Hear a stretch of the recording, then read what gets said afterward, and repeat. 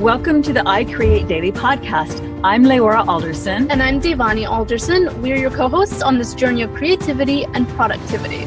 I Create Daily is for artists in every genre of creating, from musicians to writers, crafters to inventors, bloggers to entrepreneurs.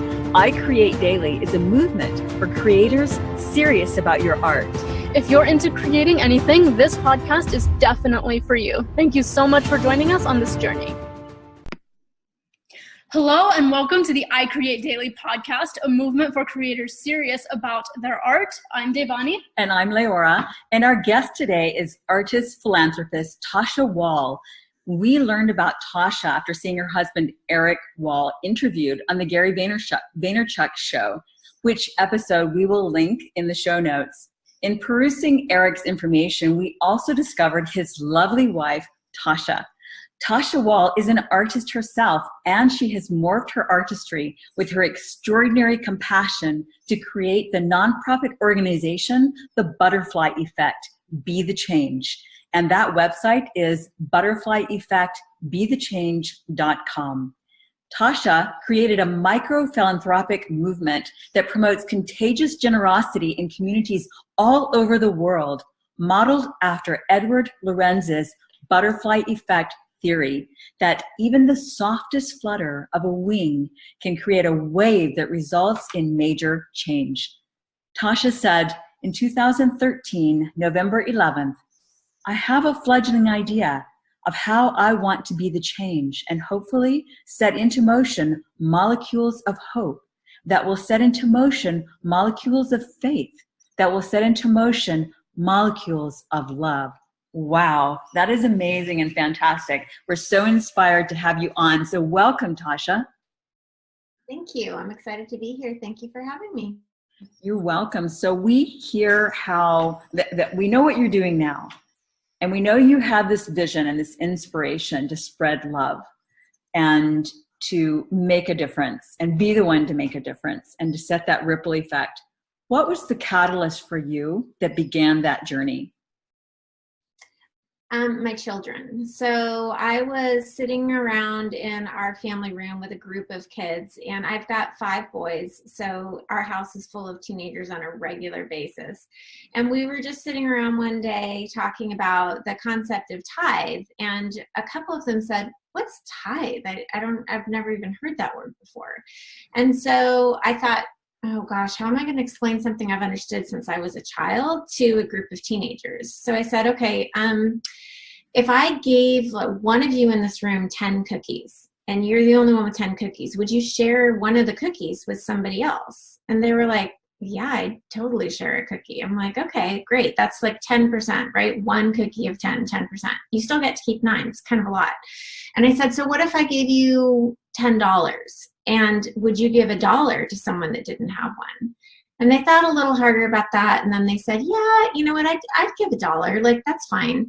And then one of them said, yeah, but what good is $1 going to do somebody? I mean, it's not very much. It can't really help them. I said, okay, good point. So hypothetically, what if I gave you each $100 to give away? You don't get to keep it. You have to give it away. Where would you give it? So this started this conversation, and they started talking about, well, I don't know, like, how would you figure out? None of them had really done charity or philanthropy work before. And I said, let me ask you 2 questions. What lights you up? In essence, what is so exciting and beautiful that, like, you just have to do it? What do you love to do? And then what breaks your heart? What's so messed up and broken in the world that you have to fix it? And as they started answering those questions, they understood where they were going to give that money away. It was really neat. And I think that those 2 questions around a dinner table, at a board meeting, at a party, are great ways to get to know people and who they are in their hearts. They don't even know the answers themselves until they start fettering it out and asking themselves, what is that? And once you know those 2 things, you sort of know, oh, this is what I was created to do. This is where I'm supposed to make a difference in the world. This is where my vocation meets my deepest desire and the world's deepest needs. So as I'm asking these kids, they, start talking, and one of them, her grandma has cancer and it breaks her heart, and she loves spending time with her grandma. So she's like, I would give the $100 to cancer research, like that. I would do anything for them to find a way to make my grandma more comfortable. Another kid had a heart for animals. It just broke his heart when he saw them out on the street and they weren't fed or people weren't treating them well. And he just loved to be with his pets. And he's like, I would totally donate to the Humane Society. Awesome. Okay, now you know. Another one, I loved this one, said, there's this kid on my soccer team that he's really good, but he can hardly ever afford the tournaments we're going to, and he needs new cleats so badly, but he can't afford them. I would just want to anonymously buy a pair of cleats and leave it in his backpack. And I was like, oh. So that was just, you could see their hearts and their personalities coming out in the answers to these questions.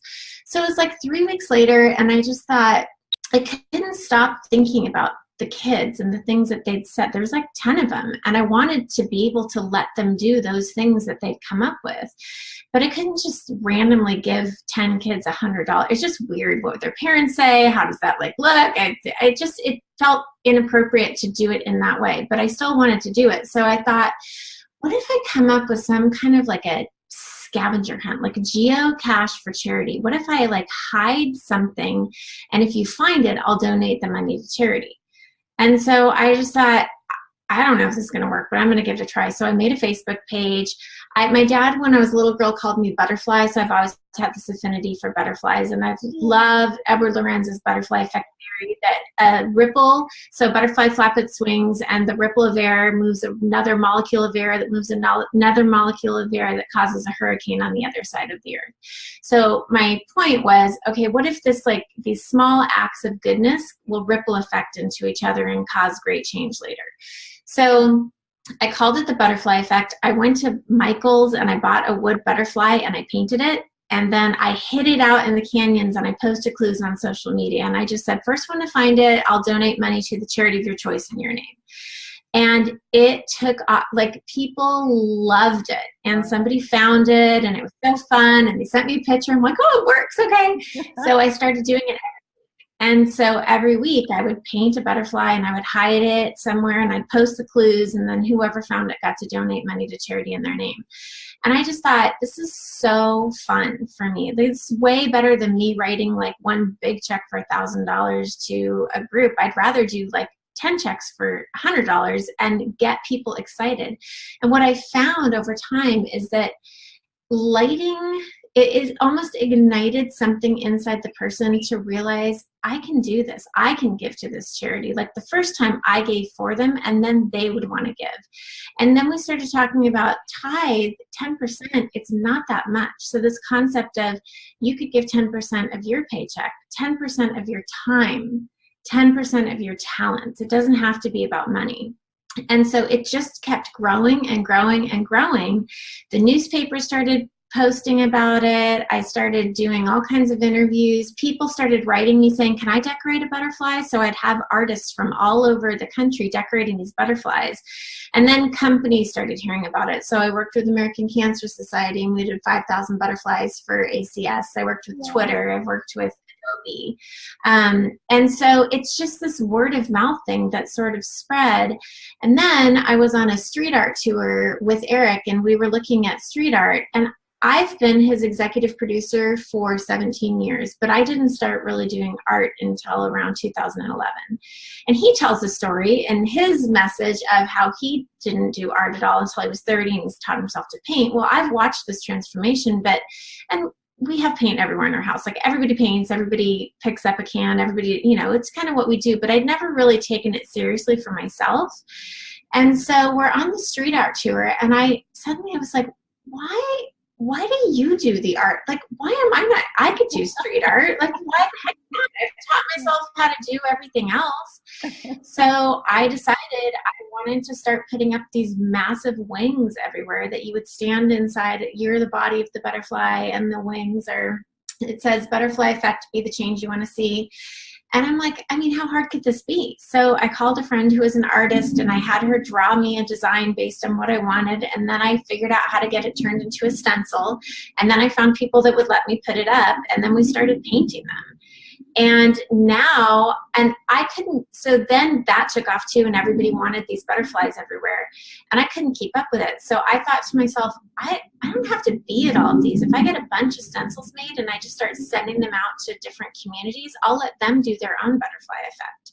So now we have over 150 life-size butterflies all over the world. And if you find one, you stand inside the body and you text your name and your charity to us, and then we donate money for your charity in your name to whatever your charity is, and then you post it on social media. So it's great because I feel like we're able to raise money for charities, but more than that, it's raising awareness because of the social media. And it's giving people an opportunity to be their own artists. Every butterfly is unique to that community and the artist that created it. Yeah. Wow. Yeah, that's fantastic, and it's an amazing story. And it takes the sort of art activism to another level of just involving everybody in the original idea, which I just is so beautiful. Yeah, and we'll include exactly. And I love, you're right about that idea of getting people involved. That was so important to me, and really teenagers in particular. I mean, I started this for my kids. The kids are still what drives me. I love working with the other companies, but I have such a heart for our youth and what they're doing. I love that you're doing this podcast together. I love that you're doing it together. And I love that there's probably moms and daughters watching you, or fathers and sons, or just families in general. We have so much to offer each other through the generations. And I feel like I believe so much in our youth and what they can do. It's just that we have to give them the opportunities and the responsibilities. So for me to be able to hand over a butterfly and say, it's all yours, like, this is your deal. It's a movement. You're part of it. How do you want it to work in your community? And the things that kids have come up with blow me away. It's amazing. So can you give us an example of some of the things, because your organization has morphed so much. And so if you could give us a little bit of the nitty gritty of how it's structured, how much you're involved in it. I know that you have a shop. Are you paid through the organization for any potential artists who might be interested in creating their own art related philanthropic organization? So give us a little bit of a synopsis of that, if you could. Yes. Okay. So we do things a little bit differently through our foundation. I grew up in a family. Both my grandpas are Baptist ministers. My dad was a missionary. We grew up in a family where raising money was just a part of, I just watched it all the time. And we were always in the public image. And I was always put in a position of like needing to say, thank you so much for, how you're helping support my family. And there was this image to uphold because of that. That's part of the deal. And I didn't ever want to have that with this. So Erik and I, a long time ago, we decided that when we tithe or set up our foundation, we were going to fund it 100%. So this is our gift back. We are very lucky to have the work that we have on the speaking circuit and touring around, and we've chosen a simpler lifestyle. We have a lot, but we don't need more than we have. We just need enough. And so we're able to use the additional funds to give money back and to give back. So we are self-funded. When I do work with an American Cancer Society or Twitter and Adobe, they will come in and partner with me. So I'll match with them. But for the most part, it's all completely self-funded through our own 10%, our own tithe. And that's what we choose to do. So I'm not paid through the foundation. I don't ever plan to be. We work our other job, and being out on the corporate lecture circuit and speaking helps fund it. If somebody brings me in to speak about Butterfly Effect, I charge a speaking fee, and then that money goes directly back into the foundation so I can run it and give it away. But it's not anything that I ever intended to make money.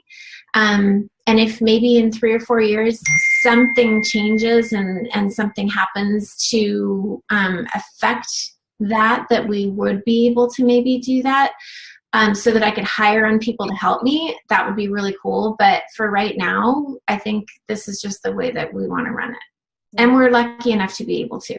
So I spend 80% of my time at work running our business, which is the Wahl Group, which is Erik's speaking business, editing our books, reading our books on Audible, editing our films, doing all the marketing for that.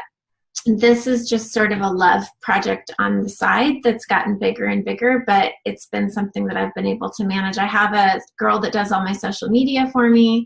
I have a personal assistant that helps me with everything, but for the most part, it's just a team of people that believe in the message and kind of love what we're doing and are willing to volunteer their time.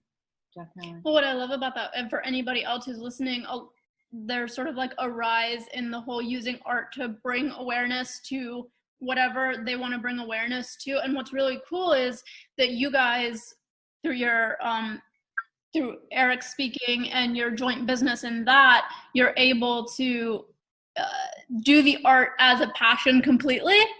And I think a lot of people would resonate to that. And it is a little bit tricky because there's many artists, and we know this has been talked about a lot, many artists who don't necessarily have the knack for business. But if they want to do something like this, how would you recommend that they go about this? If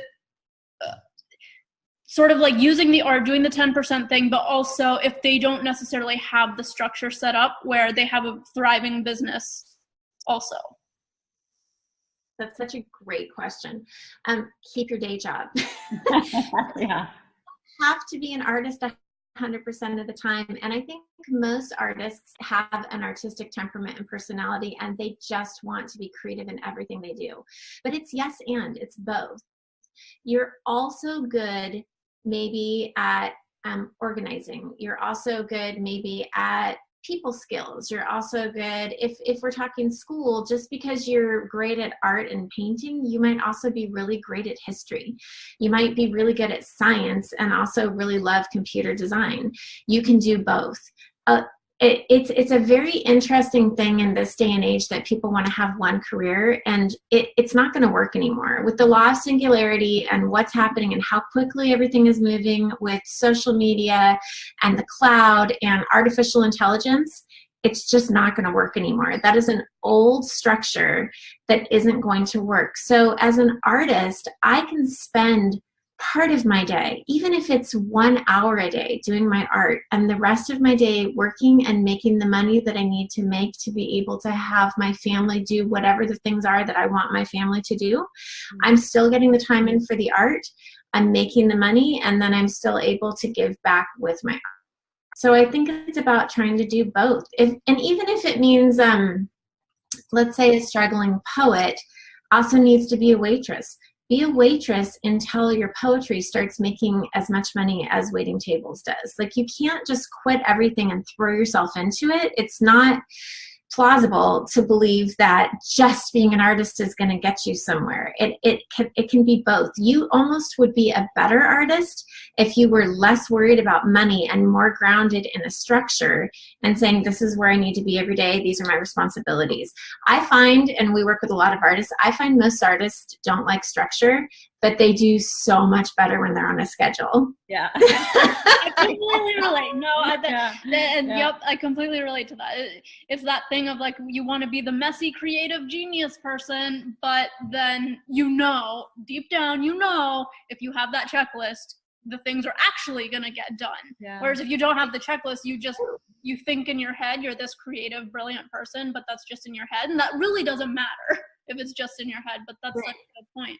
Like, figure out how to do both until you're at the place where you want to be, whether that's you have a career and you're the side artist, or your art's sustaining your lifestyle. Yeah, exactly. It's counterintuitive for artists, but if you can figure out how to make it work, that's the bridging the gap. And Erik talks about that in his program all the time. We speak to so many creatives who need the business side and so many business people who need the creative side, and it's that meeting somewhere in the middle. Mm-hmm. Yeah, so along those lines, now you didn't start out as the creative, you started out as the business mind and still are running the business, Erik's business, and he began his art in his 30s. And his primary thing is speaking to corporations and doing an incredible presentation of doing art on stage in this very large, bold way. And in order to do just that, and that is to bring creativity to the non-creative mindset of large corporations, typically. And so, I mean, that's like, it's such a brilliant niche. It's such a wonderful idea. How did it evolve that you guys started doing this together? Like, how has that journey been? Because we're interested, because like what we were just talking about, are there, well, and I want to find out too about your shop with the butterfly effect. So we're going to skip around, but it's all integrated. It's so integrated in your life. You know, you started out being the business manager. So let's step back and take that route, and then we'll see where you've gone with your art and shop in the butterfly effect. Okay, this is kind of a cool part of the story that people don't get to hear, because when Erik's interviewed, he tells it from his point of view, but let me tell you from my point of view. Two sides to every story, guys. Exactly. So we met when we were seniors in college, and in a play. We were both in a play together, and he was 22. Yeah, we were both 22, and he was about to graduate, and like a month later, and moved back to Seattle. But we met and we really connected, and he just thought, okay, well, let's just see where this is going to go. 10 months later, we got engaged. 10 months later, we got married. So I say that to you to explain, we were babies, like babies. We didn't know what we were doing. I mean, it sometimes blows me away. I'm like, I feel so lucky that we found each other, because we didn't know what we were doing. But anyway, so we got married when we're 24. 6 months into our marriage, we found out we were pregnant with our first one, which was a huge surprise. Like, oh, okay, guess we're all right. Here we go. We're doing this. And then in 2 successive years, we got pregnant 2 more times. So we had 3 kids by the time we were 29 years old, 3 boys. And we were babies ourselves. Like, we didn't know what we were doing. So Erik is a partner in a firm at this point. He's working every day, 7 to 6. I'm a stay-at-home mom. Like, we're just scraping by. And he just started to have this like dead, exhausted, tired look in his eye and starting in 1998. And part of that, we're like new parents of my dog just started. Hang on just a second. Pause that. Well, and it's actually typical of like life in a family, which is what we were talking about. So anyway, he basically had a midlife crisis. There are a lot of things that happened before he was 30 years old, but the dot-com bomb bubble burst. The business kind of spiraled. He thought, I can't do this. I can't go to an office every single day. Like, what are we going to do? What are we going to do? And he had this crazy idea. He's like, I think I want to paint live on stage and talk to people about creativity. Wow. And I was like, you don't paint? He's like, no, I'm going to teach myself. Okay. But I believed so much in who he was and in his passion, and I loved the message, and I believed in him. I just thought, okay, all right. So we called his parents and we said, okay, listen, we have this like really crazy idea, but if it doesn't work, can we come move in with you and the 3 kids? Can we move back to Seattle and live with you? And they were like, yeah, probably hoping it wouldn't work. Like, oh, bring those grandbabies to us. Yeah. So we just said, all right, we're going to go for it. So I put the kids down for nap. I'd put like the oldest in front of the TV, and I'd put the other 2 down. I'd like totally time it. And I'd go in our bedroom with this huge pack of papers of people that did meetings. And I'd get on the corded phone and I would just start calling. I had no idea what I was doing. I've never done this in my life. And I'd say, hey, who's in charge of meetings? And I'd get the person. I'd say, I know this amazing speaker and he does this and this. And I talk about our message. And I called myself Tasha Moffat, which is my maiden name, so that I wasn't his wife, marketing him. And I just I figured it out. And then Erik, in the meantime, was practicing painting and speaking and painting and speaking. And obviously, you know the end of the story. I mean, it actually worked. But so you said I started as a business mind. How did I get creative? How did Erik go from being the business to the creative? We just did it. It's not like anything happened. Like, it was more, we came to a place where we said, this isn't working anymore. It's not sustainable. It doesn't feel right to us. So we're just going to go for it. We're going to dream, and we are going to build our plane as we fly it, and we're going to figure this out together. And so we have a really unique story in that we work very well together as business partners. We also work very well together as spouses and as parents. He's my best friend. But we have times where we're so angry, like, you got to walk out of the room. Yeah. This isn't going to work, or we disagree. I mean, we have very different opinions about things, but we've learned how to come to the middle and sort of figure out how to make it all work. But he supports me and I support him, and we both didn't know what we were doing, and we probably still don't. I mean, I heard the other day, we were at our oldest son's college graduation, and the speaker said, you're educated when you know you still have much to learn. Mm-hmm. And I thought that was so beautiful. The older I get and the longer we do this business and the more we're trying to decide what does this next season look like, the more I know I don't know, and that I have a lot to learn. If I can open each day like that with my hands open in a seeking place, then whatever I'm supposed to learn will come, and wherever the business is supposed to go will also happen. There's a trusting in your gut of artistry and creativity that I actually think that's a good part of being a business person, is listening to that gut. But business people are often so busy checking things off the list and grinding and like moving ahead, they don't stop long enough to listen to that gut, that instinct that something's off, or I need to be quiet for a while so I can hear the direction that we're supposed to go. So it's taken a long time to learn that, and I'm still learning it. I don't know if I answered your question. No, you did. No, there's so much in what you're saying that really ties in with, with some of our mission and passion, and that is, so we got started by helping people achieve their goals, their created goals. Which led to the creation of a 90-day goals journal, because our community members were asking for something like that. And then there was the recognition that, while it is that you're checking off the list of goals and creating the goals, you have to do both. You have to look at the micro of what do I need to do today, and to keep ever the macro of my vision, my dream, my passion in mind as the direction that we're going toward. So it's like holding that vision and stepping back daily at the end of each day, at the end of each week, at the end of each month, and seeing, reassessing. One of our quotes that we use often is, it is in the journey that the way becomes more clear, because of just what you've described. And that is, neither of you could ever have imagined this journey ahead of time. It was not what you thought you were going to be doing, either of you. I mean, it's pretty amazing that Erik's first idea outside of corporate box ended up being a go. It seemed like that in and of itself, was part of a divine inspiration from his creative soul, and that, again, that you guys had the synergy and the cohesiveness in your relationship for it to just unfold in that way, for you to pick up the organization. And anyone who has 5 kids has to be organized. So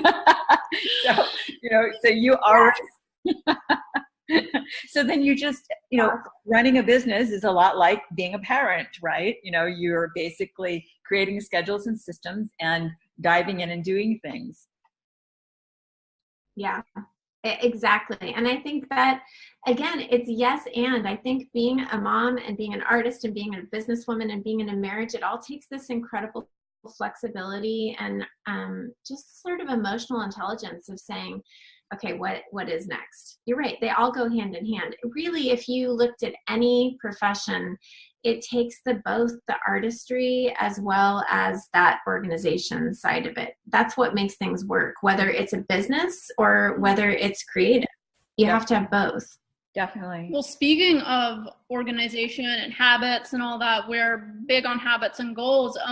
And you mentioned in an email before coming on that you guys were taking a prolonged offline break. Sabbatical. And you guys are on the road constantly with the speaking and all the things you're doing. What does your structure look like when you are in the doing and on the road and the daily creative mode? Yes. Okay. So I have really come to recognize in the last 4 years that if the first thing when I wake up in the morning that I do is meditate and read and take some time to write, the whole rest of the day falls into place for me. So I need that quiet time in the morning. And if that means we're on the road and we have a 7 o'clock AV call and I have to get up at 5, that's what it means. If I don't take that time, things quickly fall apart, meaning I fall apart. My ego falls apart. I have to do an ego check every morning. And on the mornings that I choose not to do that, I pay, but everyone else around me pays. So it's kind of a bummer. So I've learned over time. Structure for me means starting my day off in that quiet place. For me, it's alone with my creator, being quiet, trying to listen. I have some, like usually a journal or a book that I'm reading through, and so I do work in that. And I try and do that before anything else. Well, first my coffee, but then after I have that, and then I'm pretty active as well. I work out every day, whether it's yoga or running or a class at the gym. That's my sanity. It has been as a mom. I have to be able to go get that like energy out every day. So that's part of my routine as well. I find when I don't do that, I also cannot be organized or creative. I can't keep my mind kind of together. And then from the standpoint of a structure of to-do lists, I do set time aside every single day. So one of the things that I have to do from a business standpoint is I have to do these marketing calls, these outgoing marketing calls. I don't like them. I haven't from the day that the boys were tiny and I'd stand there with the phone and try, it just doesn't feel good. However, when I don't do it, I could pay, at this point, I could pay somebody else to do it for me. And we have agents that send us out too. But when I'm not on the phone with my feet next to the meeting planners, next to the committees, next to the people that are planning these meetings, I lose touch with the pulse of the industry as it is this year. And the second I do that, the second our messaging isn't appropriate for today's time or that particular audience. So as much as I would love to not do that piece, just kind of like I would love to not scrape the dishes before I put them in the dishwasher. When I scrape the dishes come out much cleaner and I don't have to wash them twice. Yeah. When I do the marketing, so I usually set a goal for myself, like I'm going to do 10 to 12 calls every day. And I'm just going to power them out. I'm just going to get them done and do it. And I'm always so glad after I did it. It's not what I want to do, but I need to do that. So my structure involves the quiet of the meditation in the morning, the sitting, the creative writing. Then it involves physically making my body, getting out and moving, getting to be able to get out and move. And then like from a work standpoint, like getting through those things on my list and making sure those things happen. Similarly, I really have to schedule time to paint or I won't do it. It's not natural for me. I don't love it. When I'm in it, it's the only time all day that my mind doesn't spin with other things other than meditation. Like I find when I'm painting, I don't think about, I need to do this, or I need to get this done, or I need to follow through on this.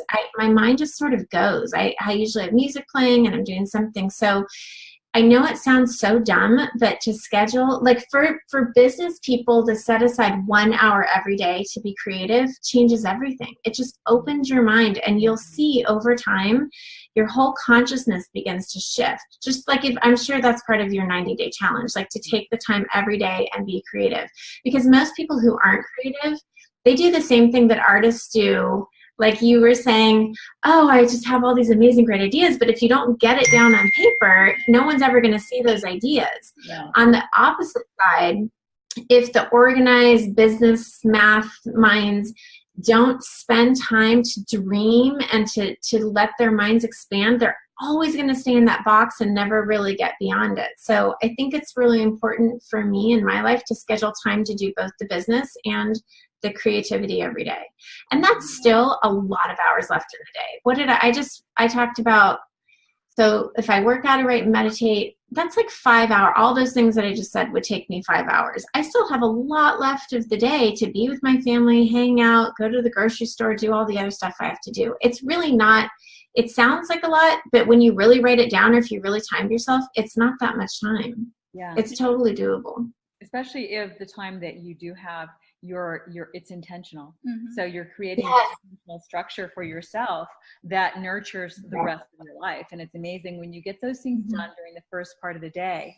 It's amazing how productive you are and how things get done. And how much lighter you feel. It's literally like a burden off your shoulders getting it done. It's like, now I can do the rest of the day without worrying. And energizing, because the more you do, the more you can do. So it's sort of like going to the gym. It's like the more you use the muscle, the stronger you feel. The stronger you feel, the more you're able to move fluidly and enjoy moving throughout your day, and so therefore that contributes to your day in the same way that exercising your artistic muscle contributes to your art, which contributes to your vision, so it integrates your body, mind, soul in a way, the creative and functional aspects of your life. Yeah, I agree with you. And I think that is such an important point, that you schedule it, right? And then it will grow. So like going to the gym, for the first 30 days, you're not going to feel super great about it. But after that, it becomes a habit, and your body goes, oh, and you'll actually start to see the fruits of the labor of doing it. So that's such an important point, that you have to schedule it and then follow through for a certain amount of time before you start feeling the benefits. And likewise with the art. So if people, have a vision for creating, an art store or art museum, or selling their art online on a website, or Amazon or Etsy, whatever it may be, an art exhibit, then to do that daily creating, at the end of 30 days, they're going to be amazed with how much they could get done. Yes, absolutely. And so, speaking about art and the creating of art, and you talked about painting each day. Now you have a number of really cool merchandise in your Butterfly Effect, BeTheChange.com shop. And is that all things that you've created, or where have those come from? They're all ideas that I had. So I am an idea generator. I have all kinds of ideas, and I'm one of those people that's actually really great at figuring out how to make them happen. So for me, one of the things that I found is, if I have to create everything that I'm going to put up in a store, or if I have to physically go and put up all those butterflies, it's never going to happen. I don't have enough hours in the day to be able to do that. So one of my, I think, greatest creative skill sets is figuring out how to inspire other people to create the ideas that I have. So for instance, I love the butterfly cuffs. Oh, I have one on. Look. Yeah. I love that. Yeah, I love them too. I wanted all of our butterflies are the same shape. Like, that's sort of my brand, like the Nike swoosh. So whether it's in my jewelry, on our t-shirts, on anything that we have, it's all the shape of the butterfly. And so the cuffs, I loved Wonder Woman. I just thought that was such a great movie. And I love, ever since I was a little girl, like her cuffs that she wears. And so I wanted to have some sort of jewelry that was a reminder of the movement, of like trying to be the change that you want to see in the world. Yeah. And so I just found a girl on Etsy, and I said, hey, I have this idea. I want to make these cuffs, and I want butterflies on them, and I want to be able to put words on them. Can you do that? And she said yes. I found a t-shirt company, and I said, I want to put my logo on these. Can you do that? They said yes. I have had a couple people reach out to me that do butterfly jewelry, and because it's all the money goes back to charity, I basically, if they give it to me at cost and I sell it for a little bit more, then I can pay them what it costs them to make it, and then the rest of the money goes to charity. So I figured out how to have other people create things that are part of our brand, or other artists create things that we can sell in the store that will in turn raise money for charity. One of my favorite stories about the butterfly cuffs, there was a girlfriend of mine loved them, and she bought one for she and her daughter, and theirs say "Be the Change." And they were having a problem with gossip in their classrooms. This is fifth grade girls, so you remember. Yeah. And her daughter would come home and say, Mom, this happened and they're talking and it's so mean. And her mom would say, Lauren, look at your bracelet. What are you? And Lauren would look at her bracelet and she'd say, I'm the change.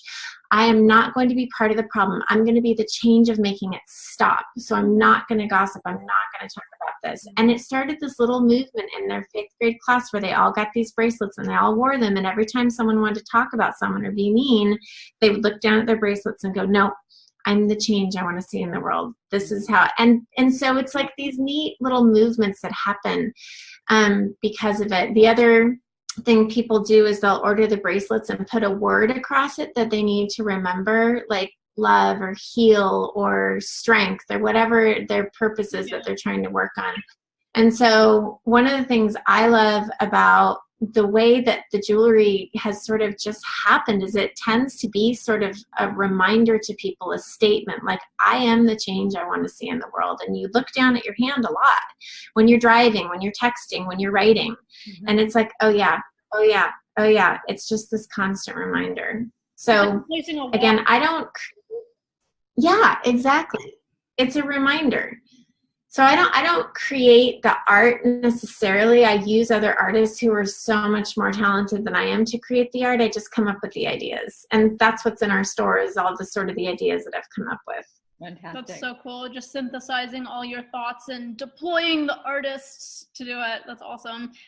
What I love about the we interviewed another lady, Amanda Mabry, will link it below, but she also connects to the butterfly a lot, and she her connection to the butterfly is the metamorphosis stage of a butterfly that changes, it goes from the caterpillar to the butterfly. And what's so amazing is like mixing the ripple effect with how you have to become and evolve into the thing that you want changed. Yeah. And so having a butterfly really just encapsulates all of that, not just being the change, but evolving into becoming what needs to happen. And it's just so cool. Yeah. That's really neat. How many interviews have you guys done over the course of your podcast? Well, we have I think we just published our 40th podcast. Let's see. We published our 53rd podcast, but not all of them are interviews. Over half of them are interviews, and some of them are like coffee. We have a coffee break episode thing as well. Where it's just us talking about topics of interest that have come up, because like your family sitting around the table when all of this first started, or at least this part of this, we do the same thing as families. We love to sit around and talk about things that inspire us and take that into, the realms of ideation and what ifs and what have you. So we thought, we would do some of those as a coffee break session. So the actual interviews are probably about 30-ish, 25 to 30. Very cool. I love it. I love what you guys are doing. I'm inspired by both of you. Well, thank you. And we are so inspired by you. And I know we need to let you go. And so I'm going to have to truncate all other things I want to know. So you're not doing anything with your art commercially, correct? Yeah. Okay. So that's your recreation. So your creativity is, in addition to being a mom and running a household and running a business for the Art of Vision, which is Erik's brand, and then the Butterfly Effect, which is your philanthropic brand. So like, what is do you have a vision that you would like to share of where you want things to go, like where you want to be in 5 years from now, how you want what all that you're doing now to metamorphose? That's a really great question, and it's interesting timing. I think right now we are sort of in a holding pattern. So our youngest 2 boys are graduating from high school next week, and we're going to be empty nesters for the first time ever. And it's crazy because I already shared how early we got married, and we were babies ourselves. So kind of the dream, which could change tomorrow. This is really one of the first years that I'm sitting with those open hands saying, what's next? Like, where are we to go now? Because without having anybody at home, so much of my life really shifts. I don't have meals to cook every day. The house isn't going to be very dirty anymore. I think I'm going to be really sad and lonely for a little while, but that's also part of it. So Erik and I getting to reconnect on a whole new level. We have this dream of I think we do, but we'll see, because with the reality, you know, when it happens, maybe taking 3 months and living in Chicago, 3 months and living in Paris, 3 months and living in Hawaii, and then working from there, because we really can work from anywhere. We can be fairly remote. But just experiencing life in other cultures and seeing how that shifts us, what it does to our art, what it does to the message, what it does to the writing that we're doing, and taking time just the two of us, because we never really had it in the beginning. We jumped right into family.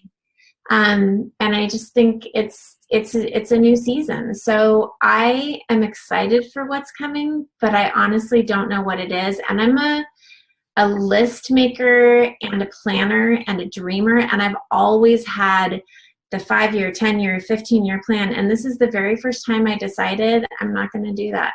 I'm gonna see what happens instead of this outward pushing. If we sort of hold our hands open and see what comes in. So ask me in a year if I think that's a good idea. I'm sure. I may go back and say, oh, never mind, I'm going back to my lists and my planning, but we're gonna give this a go as we're entering into this new season. And just, I'm really excited for what it's gonna be, but I don't know, and that in and of itself feels like an adventure.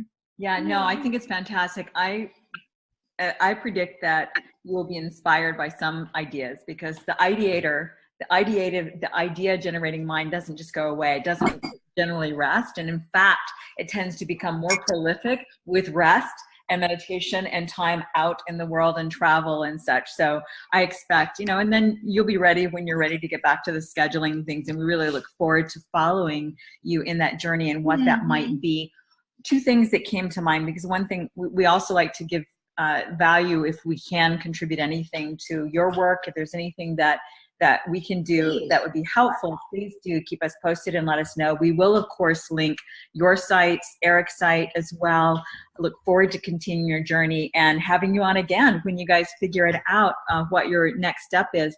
One of the things that comes to mind for me that I think I heard a little bit of in Erik's voice when he was with Gary, and that is, you know, kind of the concept of the what's next and how long is this going to go on and how can we sustain this, and what does this that I'm doing, Erik, on stage, and then also you traveling with them, like you said, you're on the road, you know, 100 days or about 100 days a year, you know, how long will you want to do that?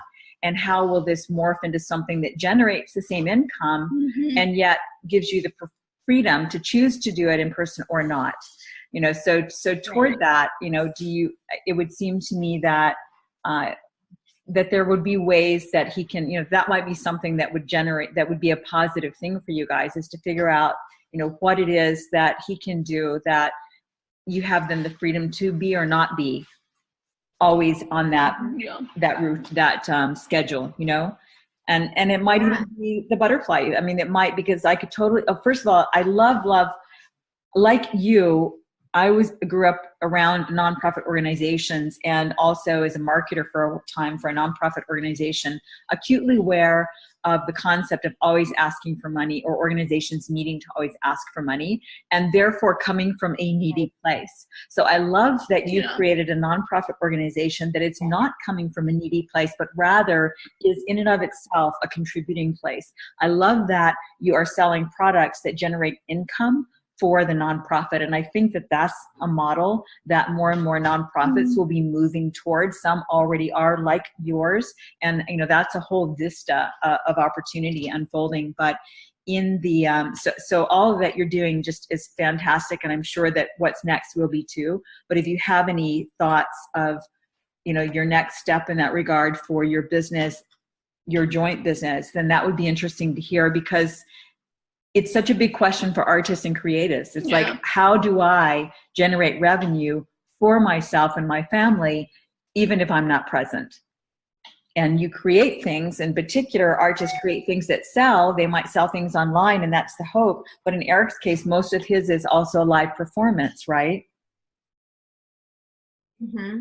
So one of the things that we decided about 12 years ago is that Erik wasn't going to sell any of his artwork. So we don't sell, show, or reproduce any of Erik's artwork, and he only uses it to raise money for charity. So again, it just goes back to what we said about our income comes from the messaging, the speaking, the being on tour, and not necessarily from the art. So I don't know that I have, because we don't use our art to make money. That's just, we have so many friends that do, and it's wonderful.